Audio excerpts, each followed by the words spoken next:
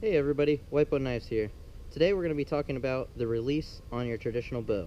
There's multiple release aids that you can use to help release that string in a smoother and better manner.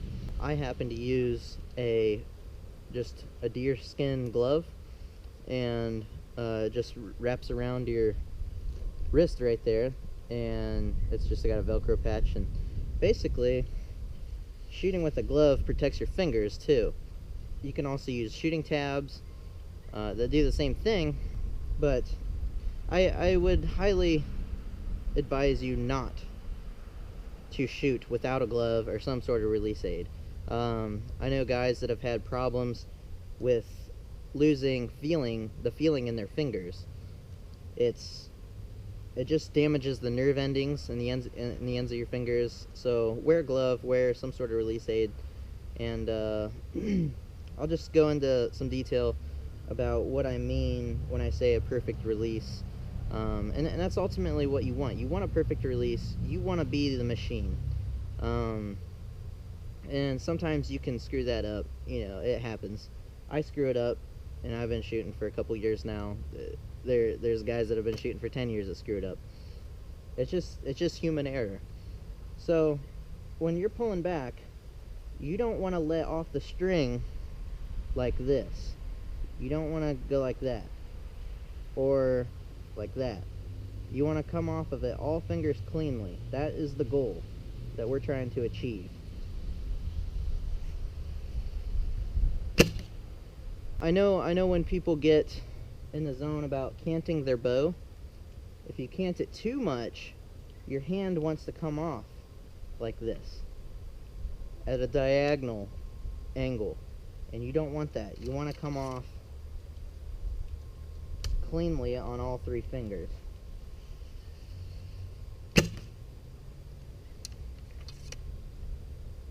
And that's been my objective, is trying to find the perfect release. And I know it's good to, when you pull back, just let go. You know, don't like go forward or anything. Just try to like let your fingers break loose off of the string, so that way it releases as cleanly as possible.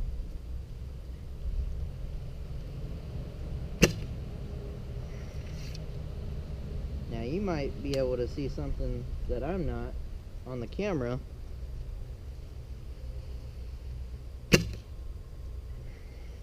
And I'll have to check it myself to see if I'm doing alright, but most generally, that's how it should look. Okay, so I mentioned that there was other types of releases. I prefer to use a glove. It's what I was trained on, and it's what I like. Do I think that there's an advantage over any other type of release? I don't think so. I think it's all preference, whatever you like best. So a glove is a lot more material than a shooting tab is. A shooting tab, I wish I had one here to show you guys, but a shooting tab is basically just a piece of leather with a hole in it. And you put your finger through it, and it's essentially the glove without the fingers. It's got usually like a section that's together down on the bottom and then one on the top. So it kind of looks like this, where these two fingers are connected and the top one is loose. And you just put your arrow between there and shoot like that. So there's a lot less material on a tab, and chances are that means it's probably cheaper. I just like shooting with a glove. So I'm just going to shoot a couple more times here, and just so you can see the release on my hand and how it should be.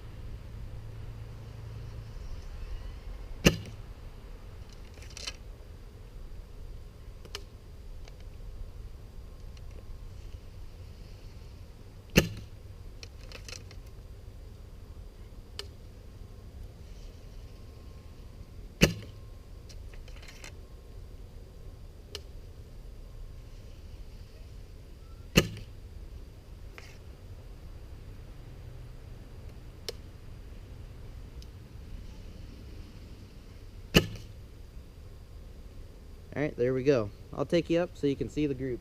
Alright, now I just want to assess this shot placement here. There's 4 shots there, they were actually pretty good. As these three down here and this one up top, this was just a yardage issue. My brain should be able to calculate it, but for some reason, it just didn't. And this one was probably more of a mechanical error, like I had a bad release or a bad stance or something along those lines. Alright guys, I'm just going to shoot a couple more just so you can furthermore see the release.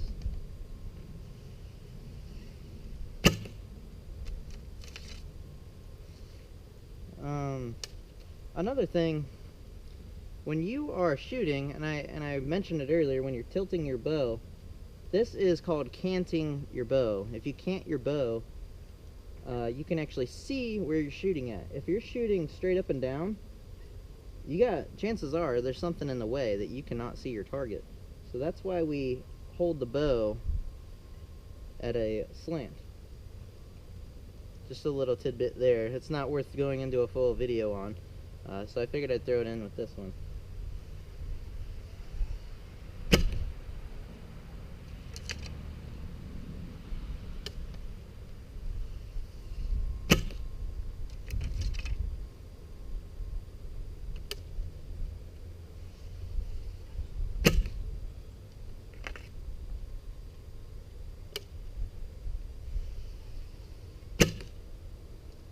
Alright, we'll take a look at the group.